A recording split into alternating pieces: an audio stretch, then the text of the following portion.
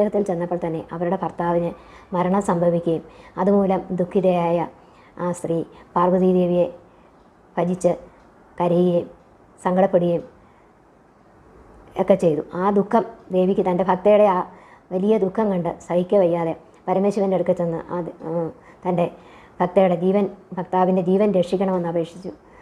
ആദ്യമൊന്നും പരമശിവൻ കേട്ടില്ലെങ്കിലും ഞാൻ ഈറൻ വസ്ത്രം എടുത്ത് നനഞ്ഞ മുടിയിൽ നിന്ന് ഇറ്റിറ്റ് വെള്ളം വീഴരുതെന്ന് പറയുന്നത് അതുകൊണ്ടാണ് സ്ത്രീകൾക്ക് നനഞ്ഞ മുടിയോടുകൂടി ഞാനും ഇനിയും ഒരു വിധവയെ പോലെ ജീവിക്കാൻ പോവുകയാണ് എന്നൊക്കെ പറയുന്നത് കേട്ടപ്പോൾ പരമശിവന് തൻ്റെ പത്നിയുടെ ആഗ്രഹം സാധിക്കാൻ വേണ്ടി മരിച്ചുപോയ ആളിൻ്റെ ജീവന് ഒരു എരിക്കിൻ്റെ ഇലയെടുത്ത് അതിൽ ദശപുഷ്പം വെച്ച് കൊന്നയുടെ ഇല കൊണ്ട് മൂടി ഭൂമിയിലേക്ക് വരികയും ആ സ്ത്രീയുടെ ഭർത്താവിന് ജീവൻ നൽകുകയും ചെയ്തിട്ടുണ്ട് എന്നും ഒരു കഥ പറയുന്നുണ്ട്. അതും ഈ തിരുവാതിര നാളിലായിരുന്നത്രേ.